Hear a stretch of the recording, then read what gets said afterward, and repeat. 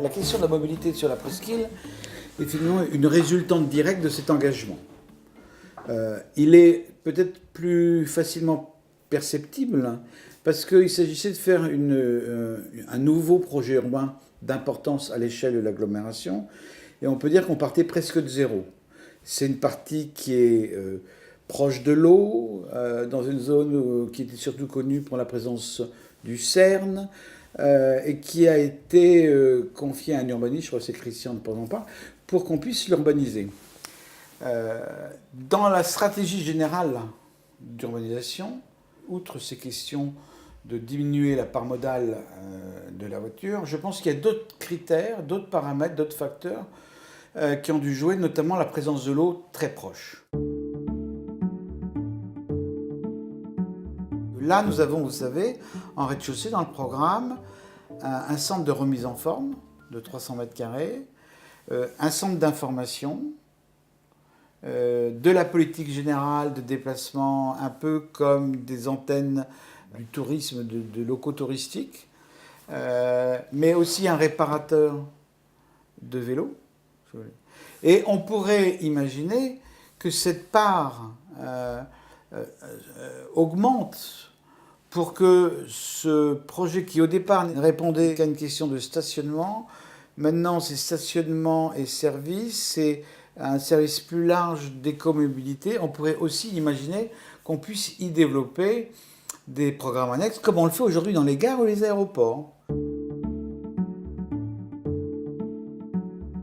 Dans la question du silo, il y a l'accumulation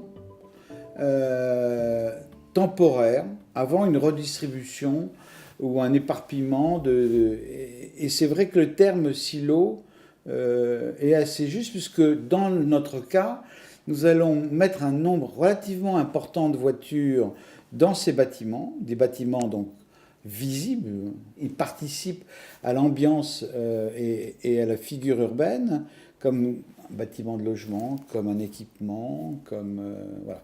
Donc derrière ce terme de silo, il y a la volonté de dire qu'il y a une vocation première, c'est de concentrer des voitures pour qu'elles ne soient pas ailleurs, et pour faciliter la redéfinition du mode de fonctionnement de l'usage des déplacements et de la voiture en ville.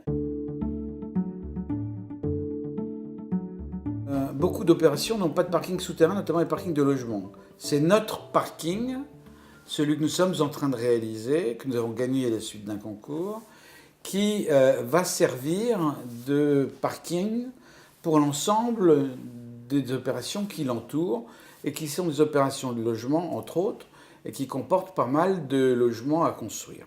Donc on a là un parking d'à peu près 600 places, qui va en partie jouer le rôle de tampon, et dont une partie du nombre de places est dédiée aux opérations qui sont attenantes, les opérations de logement inclusif. L'autre partie concerne, à proprement parler, la question de l'écomobilité. Ça veut dire qu'au pied de l'immeuble se trouvera un arrêt du tramway.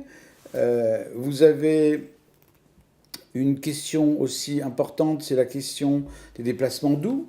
Ces questions sont abordées dans le programme même, puisque nous avons un nombre de places réservées aux vélos et aux deux roues assez importantes par rapport à ce qui se fait habituellement. Dans l'écomobilité, on peut envisager, dans certains cas, que la diminution de la part de la voiture soit un phénomène de convergence multiple.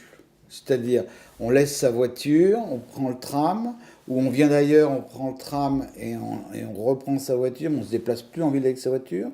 Donc c'est un faisceau de convergence qui fait qu'on met l'accent vraiment sur les déplacements alternatifs, qui a pour but de faire chuter la part modale dans les transports, dans les flux de la voiture. C'est une politique générale, mais ici elle est très claire. La ville nous a demandé de construire un bâtiment en métal. La structure est métallique. Là, ça a plusieurs raisons. L'une des premières, c'est que ça permet de faire des chantiers rapides. de faire beaucoup de pré-construction où on assemble sur place, ce qui était quand même un défi pour ce projet, dans la mesure où les autres programmes n'avaient pas de parking. Donc il fallait aller vite sur ce projet pour que les gens puissent acheter des appartements avec une place de parking qui pouvait leur être réservée. Donc, sur les finitions extérieures, celles qu'on perçoit finalement, et on a voulu finalement utiliser une maille métallique, parce que cette maille permettait de faire un bâtiment léger, perméable, qui n'était pas opaque et qui laissait entrevoir la voiture sans la faire disparaître complètement. Et qu'en plus, depuis l'intérieur, ça permettait aussi de sortir du parking en étant dans le parking et de s'intéresser au quartier, et puis quand on est dans les étages supérieurs, au grand paysage de Grenoble ou celui qui entoure Grenoble.